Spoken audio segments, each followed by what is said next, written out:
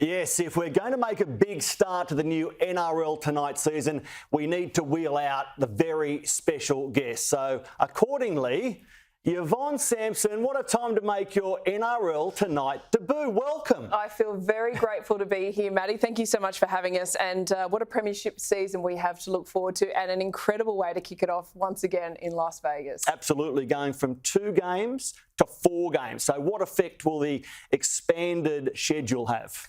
I think this really covers off the world of rugby league. I think it will be the biggest day that rugby league around the globe has ever experienced. Last year, when we were lucky enough to be there were so many Super League fans.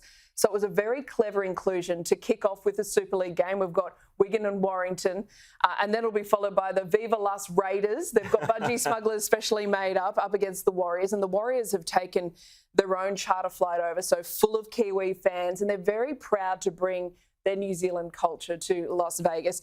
And then we're going to have the women's test match, which is going to be a groundbreaking moment, and not for just rugby league, but I think for a pivotal moment for women's sport around the world.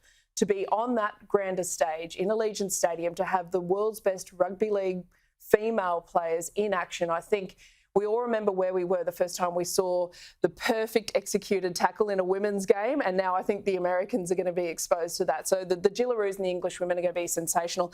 And then we cap it off with the creme de la creme, the 4-time reigning premiers, Penrith Panthers, up against the Sharks. And what an opportunity for Cronulla to get first bite at these incredible champions. We could finish the chat right there. I'm looking forward to it more than I ever was, having heard your first answer. I'll go back and ask you about each game. Wigan v Warrington, they set it up beautifully. Promoters' dream, they both won in their round 2 matches. They'll bring a big posse of English fans with them. They bring form, and they bring a host of players who NRL fans, who Australian viewers will know and relate to. Because we love it when some of the Super League talents come to the NRL, and we remember, like George Williams and Bevan French. I don't know if anyone has been taking particular notice, but the last few seasons, Bevan French has been the best in Super League. So it's been wonderful to see him really find his niche over there and really define his style as a rugby league player. Yeah, we do. I think it's going to be very exciting, and all eyes on whether the coach will be there. Sam Burgess, the biggest name that we have in our export files. So I think he made a mercy dash to London. It has not been successful. So we are still on a bit of a wait and see for Big Sammy B. Visa issues for Sam. Let's hope that he can be there. I want to run through the list of players who are lining up in this Super League game. We expect Matt Duffy, George Williams, as you mentioned, Paul Vaughan, Lockie Fitzgibbon. On the other side of the field, excitement machines, Jay Field, Bevan French. His form in the Super League has been blinding, the former Parramatta Eel, Adam Kieran and Luke Thompson. So no shortage of stars in the very first game of the day. It's an 8 o'clock start on Fox League, 7 o'clock for our viewers in Queensland. Very early. Long day for you, Vonnie. And you know, 4 games back to back. It's a mega Super Saturday. It will be a Sunday here, and still not enough footy for a rugby league fan. And I know that the English fans bring a very unique style of fandom to rugby league. They have all the chants, they're actively engaged, they bring a fabulous atmosphere. So they will be in full voice. So if you're looking for the atmosphere at Allegiant Stadium, which already has such a sense of occasion about it, as soon as you walk in, those English fans are going to make sure that we are up and about nice and early. Australia against England, Jillaroos against the Lionesses. You've spoken about that, but I wonder how the American sports fans will react to women playing rugby league. Well, they've got the lingerie football league, so they've not quite the same. Not the same, but they're used to that contact. Yes. I think is what they have seen it before in a different code. But for rugby league athletes, female athletes, to be out there, and I think we can all safely say the skill set and the execution and the attention to detail that we've seen explode in the women's game, and courtesy of the NRLW and all the investment in the pathways. So no longer do we lose girls who were playing rugby league who used to have to stop at 13 years old. They had now come right through. So we're getting juniors who have played rugby league since day dot, and they are now part of the Jillaroos system. They are out-and-out superstars. And look at them on the Vegas Strip. They look like rock stars already. A lot of the Roosters, they've taken They've a bit of a bid. They've got the LA Roosters, so they're competing in the Nines tournament, which is an invitational tournament. So we'll see a lot of the Jillaroos and also the reigning NRLW champions, the Roosters, in action during this week in Vegas. But I think the Jillaroos, safely we can say, are the number one rugby league team in the world for the women's game. And I'm very, very proud to be able to say that we will be there while they're showcasing all the best of the best to the rest of the world. And yeah, hang on to your hats, folks, because the Americans don't know quite what to expect and it's going to hit them. Bonnie, let's dive into the NRL games coming our way this Sunday. Raiders, Warriors. Are you as excited about Luke Metcalf as some of our Fox League colleagues are? I'm very much on Luke Metcalf's bandwagon. He had that horrific snapped leg last year, had a titanium rod put in. Had no guarantees of getting back to that electric speed and the agility that really was a trademark of his game. He is a running half and takes half opportunity and turns it into 4 points often.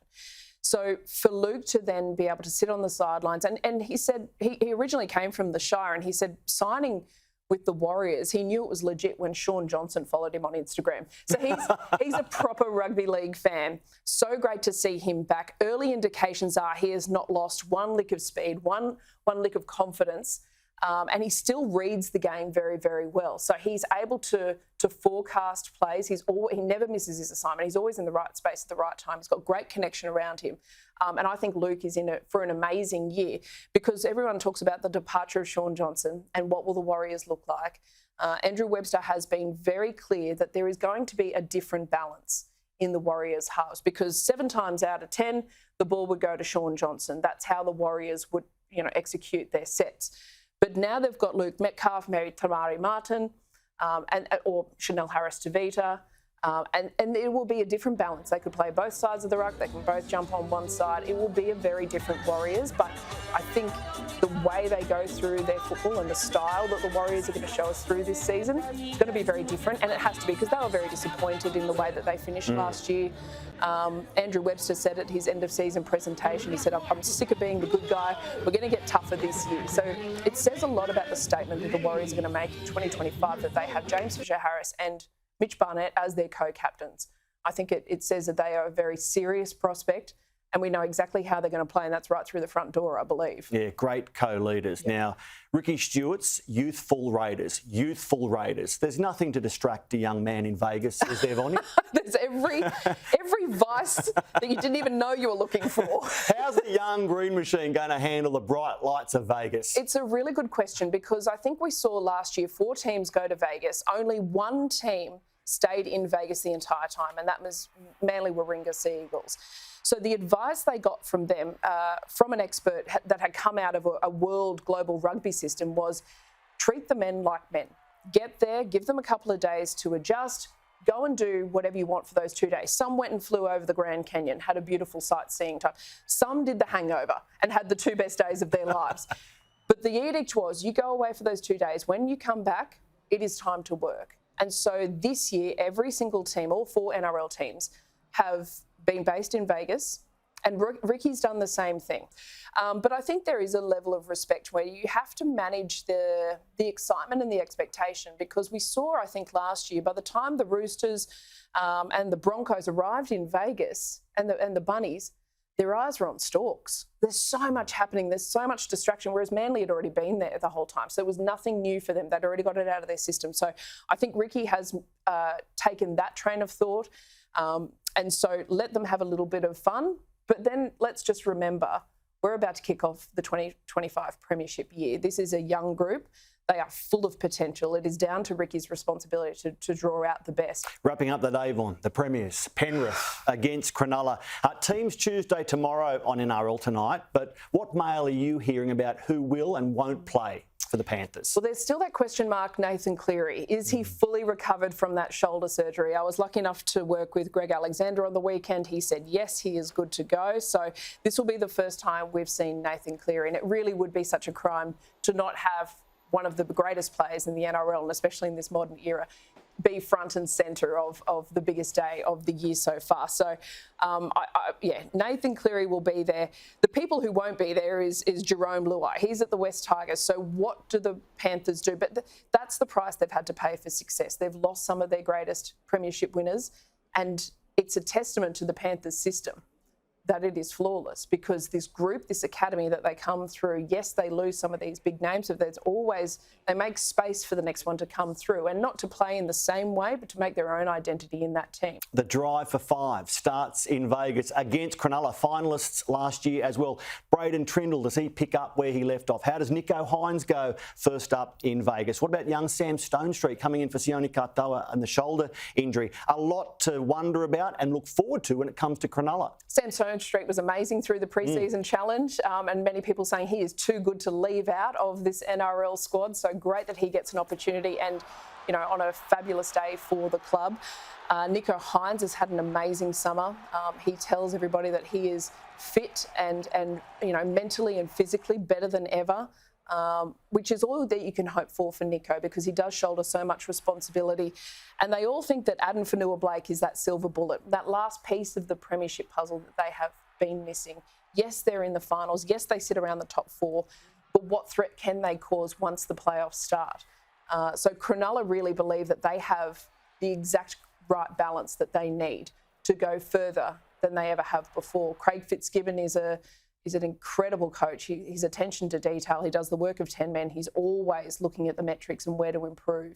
He's a very modern style coach. And of course, his father, Alan, had a great association with Cronulla. So I think that it's all really poised very, very strongly for Cronulla this year.